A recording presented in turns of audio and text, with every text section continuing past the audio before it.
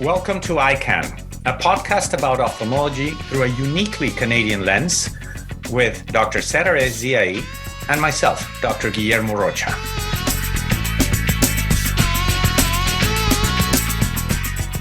The EyeCan Podcast has been made possible by support from MD Financial Management and Scotiabank, proud financial partners of the Canadian Ophthalmological Society and Canada's Ophthalmologists. We'll share our experiences as ophthalmologists today and tackle some of the challenges we face as healthcare providers. Are you ready, Setareh? Let's do it, Guillermo. Let's do it, Setareh.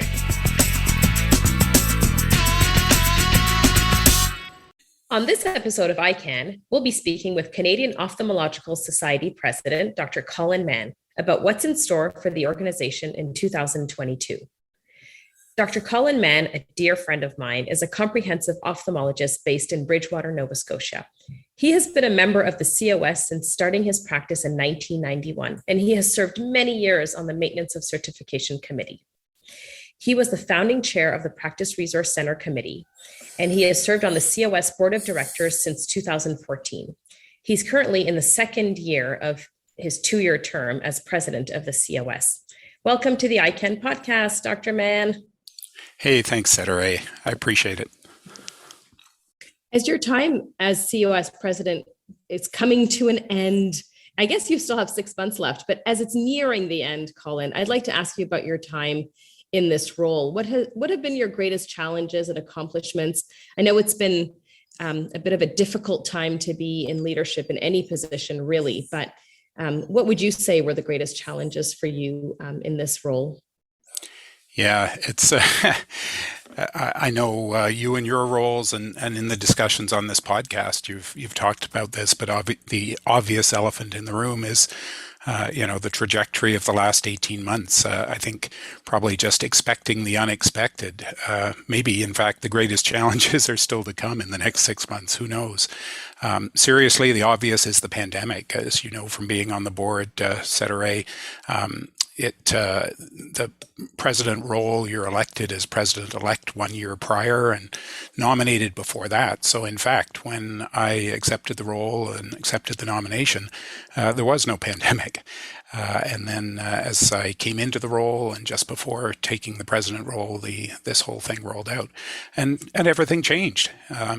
It's been a really interesting ride. I think the challenges are obvious. We've, changed our whole delivery of care systems and our services to members during the pandemic. I think my approach to the presidency has been to, I stated at the beginning that I wanted to increase communication, cooperation with all our stakeholders and our partners. And together with our wonderful CEO, Liz Fowler, we've done that or tried to do that. We've reached out to the subspecialty groups, ACUPO, our colleagues there, advocacy groups in the eye care space, other members of the eye care team. And I think this is one of the great joys of the role, really, is that, can have this communication and working with the whole COS team and the whole eye care team. I kind of joke that my stated goal should be to do as little as possible. By that, I mean that I'd like to facilitate, catalyze, bring out the talent, skills, expertise, and capacity of our members, which are amazing, our member volunteers.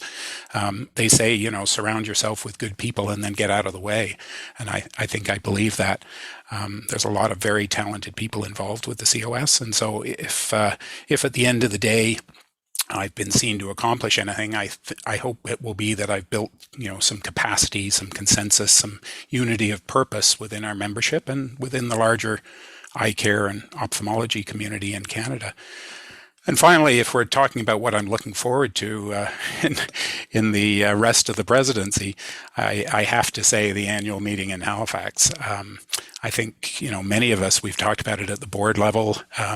We're looking forward to our first in-person board meeting in April in 2 years, the first one I'll have had as a president. We've been doing it all virtually and everything else in our lives virtually. And I miss that contact. I think the interactions that we have in person are different than we have on Zoom or on on the phone. And I really miss that. I know a lot of people do, and miss everything that goes with that. And I think it's something that hopefully we can get back to. And I really, really hope to welcome all our members to Nova Scotia in June. There's a few things I want to bring up during this podcast that I think are so important. Some of the initiatives you've been involved in. I mean, you've been on the board for so long, but more recently, to me, some of the most important initiatives, and I have two that I want to bring up. So the first one I want to talk about is the Practice Resource Center. So the Practice Resource Center, you were the founding chair. It did not exist before you got involved in it. Can you explain to those who have not explored the PRC, what it is, how they access it, and who's helping to keep things running and flowing properly these days now that you've stepped down from that role? Yeah, as you know, this is a bit of a passion project for me, and I, along with some very talented volunteers and the really committed members of the COS team, I have to say, in the larger sense, that's again one of the privileges of being in a leadership position with the COS, is you can have these ideas or these visions for what you think would be useful, and then you have some really talented people to help you bring it to life. So the PRC, or Practice Resource Center, is a place for really all things ophthalmology in Canada. It's a resource for our members and for the wider ophthalmology community, because many aspects are open to everyone, whether they're members or not. It serves everyone from medical students who might be interested in ophthalmology, to residents, to young ophthalmologists, to those who've been in practice for a long time. It has a calendar function, so it's a place to go and look for all things ophthalmology, continuing education, meetings. And it also is a resource repository for all the things that we look for on a daily basis in our practice and need to access. It's categorized according to subspecialty, according to learning type, according to your type of learning opportunity that you're looking for. And so you can customize it to your needs. So if you haven't checked it out, it's a great place to go and use as a portal to lots of other places that we would have trouble kind of finding on our own. We'd spend a lot of time on Google. This brings the resources together. And that brings up the people who are doing that. So we have a really talented staff person, Fatun Dalessa, who's works on this, and it's as much of a passion and love for her as well. I turned over the chair of this to Christine Law, and I think she's nearly near the end of her term. But the commitment that we made was that we really wanted to engage young ophthalmologists on this committee.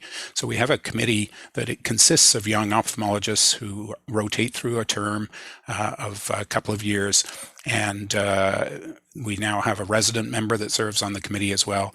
And their job is to keep this site fresh, to curate the material that comes to it, and to bring up these CPD activities and identify these online activities and resources that are going to be useful for you as you practice ophthalmology in Canada.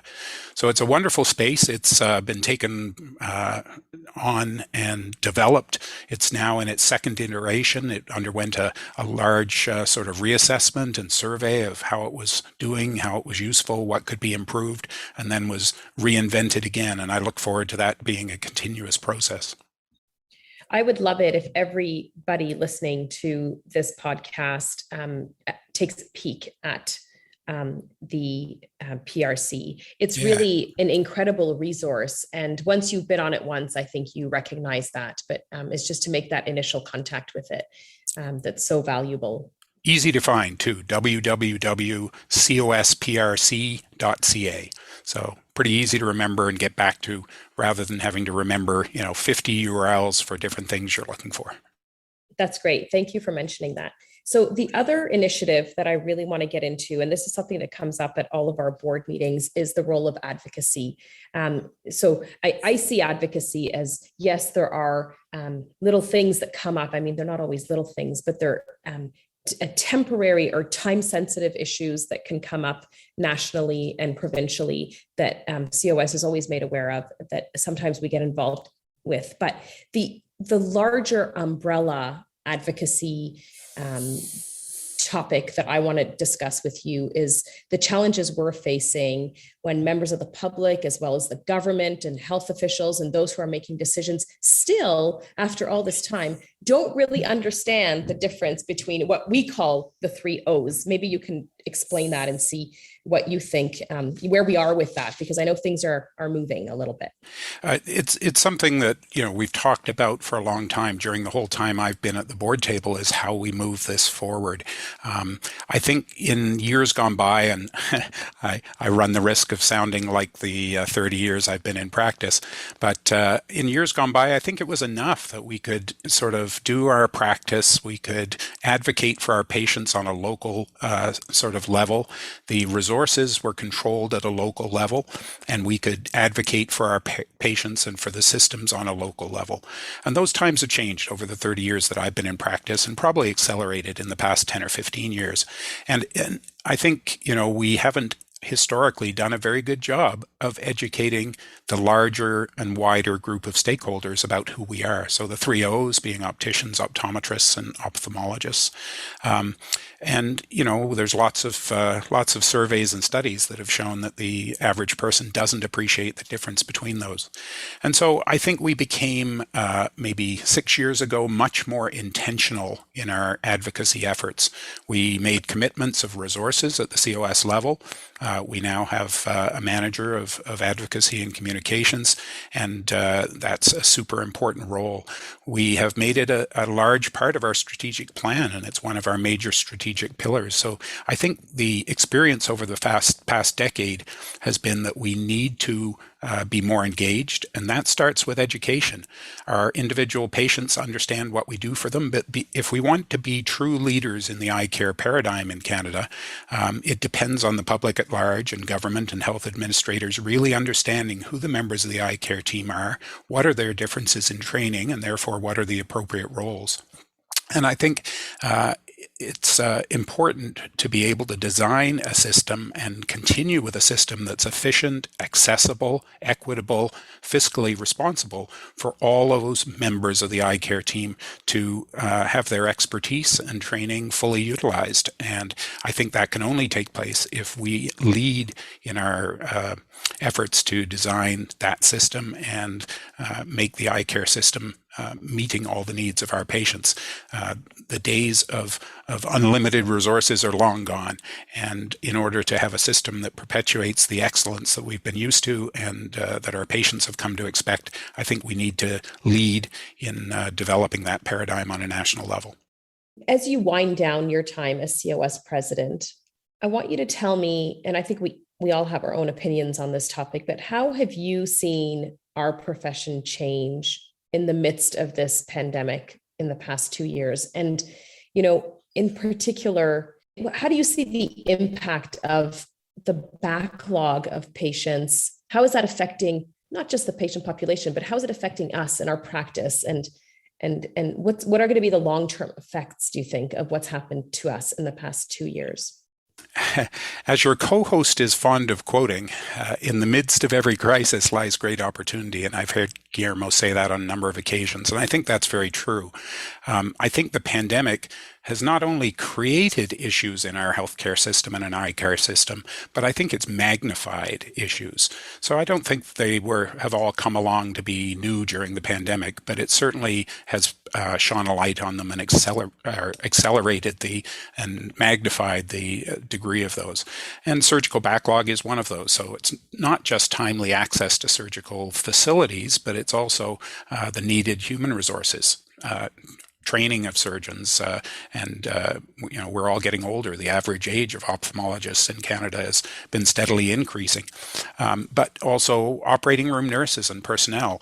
And I think the effect of the backlog is not only looking at the numbers, and we saw a CMA survey that came out just the other day that suggested that, on average nationally, there's been 115, I think, hours or 105, days added to the average provincial wait list for cataract surgery, and that's a huge debt of care and has impact on many of our patients. But it's also the fatigue factor that I think our healthcare professionals, not just the ophthalmologists, but all the associated ancillary personnel and the nurses and operating room nurses are experiencing. And I think that is of concern as well. And as you know, at COS, we've tried to put an emphasis and have had a wonderful 2-year program on physician health, and then culminating in a webinar that we did last year on leading from languishing to thriving, not just for ourselves, but for those around us and how we can make a difference. So we're trying to pay attention to the health and well-being of the people in the healthcare team that are going to need to get us out of this backlog. So yeah, we hear about the money that's involved. There's a huge procedural backlog, and addressing that, the CMA tells us, is going to take billions of dollars. I think they estimated that there was procedural backlog for the accumulated procedures they looked at of 327,000 procedures. So that's going to take money resources, but it's also going to take human resources, and we need to look after those human resources as well. So I think those are the principles. There's, one of the solutions that's come out even before the pandemic is the move to some out-of-hospital surgical centers. And again, I think this presents great opportunity, maybe for efficiency and excellence, but it also has many challenges. The model is different in every jurisdiction as the needs vary and the solutions are crafted. But the COS is engaged in commenced a process with a national perspective to have a conversation around what are the common principles that would allow us to maximize the opportunity while mitigating the risks and dangers to things like, how do you do training of young surgeons if it's moved out of the hospital academic center? How do you do research? How do you maintain surgical capacity and skills in the hospital centers if you're moving out some of the surgery, but not all of it? I'm hopeful that we can really play a role through this conversation to optimize the role these centers can play, not only in addressing the backlog, but maybe being part of the overall eye care system in the years to come. I think, again, great opportunity, but I think we need to have this national conversation to talk about principles that will preserve the things that we need to and mitigate the risks of these changes as well.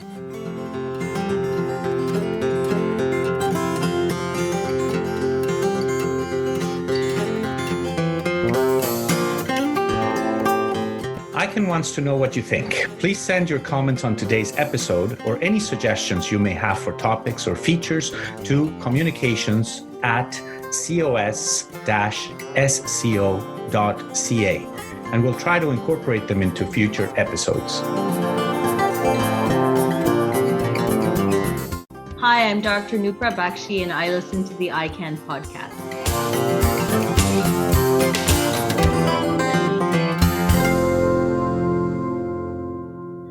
I think you've started to touch a little bit on my next question, which is, what is your dream Colin Mann for the future of ophthalmology in Canada? Where would you like us to be that's different from where we are now in, just say, 5 years from now?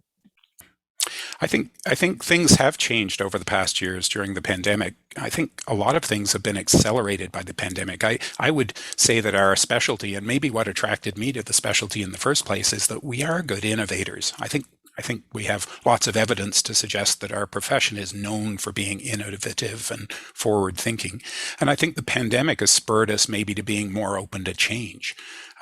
I think we need to take the best of what that's produced over the last couple of years. We've changed the way we communicate with patients. We've looked at all the things, the processes that we have that maybe we were stuck in, and examined everyone to say, well, can we do that a little better? Can we do it a little differently? Because of the needs of the pandemic. And I think if we can take the best of those things to make a more efficient, accessible, and equitable system, we're going to do okay. My recent communication, you may have seen, it just came out last week, called Eye to Eye, which is a communication to the membership. I put forward a somewhat fanciful vision, maybe, although I would say optimistic vision, of what the future of ophthalmology might look like with a very coordinated national vision care strategy things like National Pharmacare, things like a National Federal Vision Health Desk. So if I looked forward 5 years, I would love to see a system where we have in every jurisdiction, every province, we have an eye care council, which is made up of all the stakeholders. So ophthalmologists, optometrists, opticians, family doctors, government and healthcare administrators are represented and can make, evidence-based decisions commensurate with everyone's training and roles to best deliver eye care and a vision strategy for efficient delivery in Canada. I think if I was looking forward and I was having a little bit of a dream, it's outlined in that Eye to Eye. So if you want to have a look at that and maybe the listeners want to take a look back at their inbox, they should see the Eye to Eye communication that came out a week or two ago. Yes. And for those of you who are not COS members, now would be a good time. And then you can have all of Dr. Mann's communications. I want to spend a few minutes before we finish this podcast to speak about you personally. I have known you for a few years, but maybe not everyone who's listening knows you. Do you want to tell us about some of your very interesting hobbies and what you do in your spare time, Colin?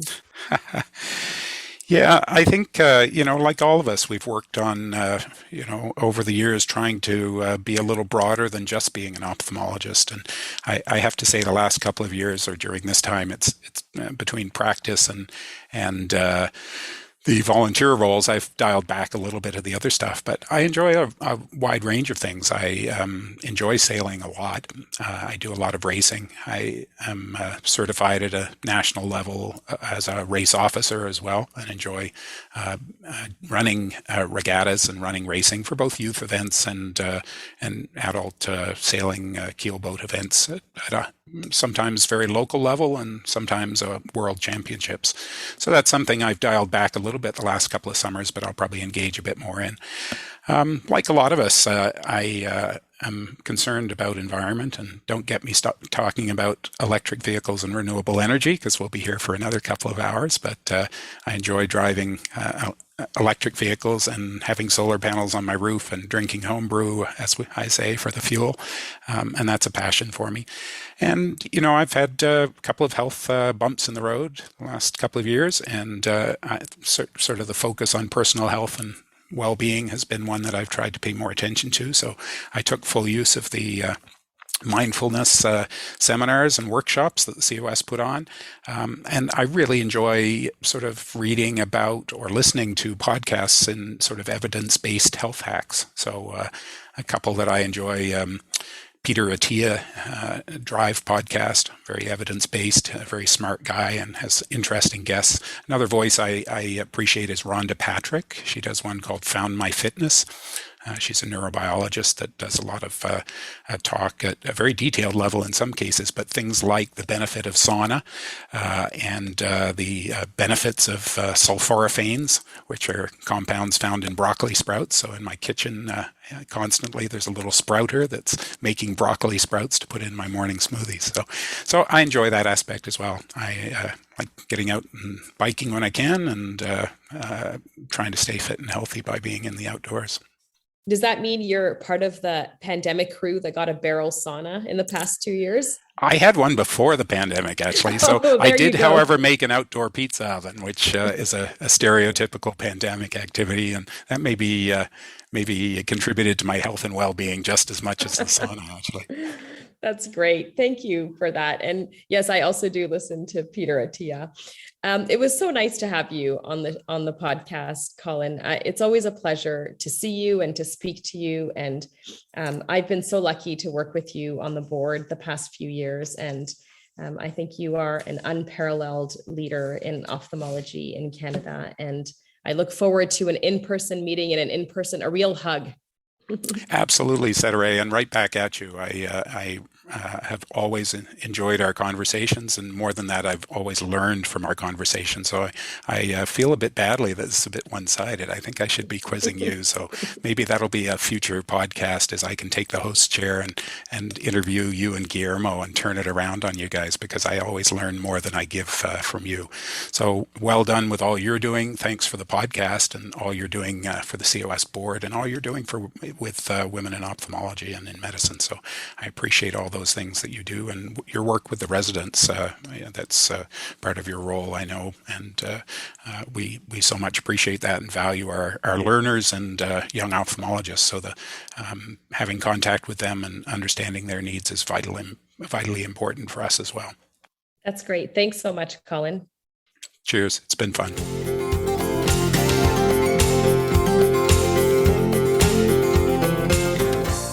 Here's what's coming up on our next episode. And we are joined by two guests from MD Financial, Craig Maddock and Ian Taylor. Craig Maddock is Senior Portfolio Manager and Vice President of Multi-Asset Management based in Ottawa, Ontario. He brings a wealth of experience from over 30 years in the financial services industry. Ian Taylor is the lead portfolio manager for more than $4 billion in liquid alternative investments at MD. He also leads a team of investment analysts responsible for investment research.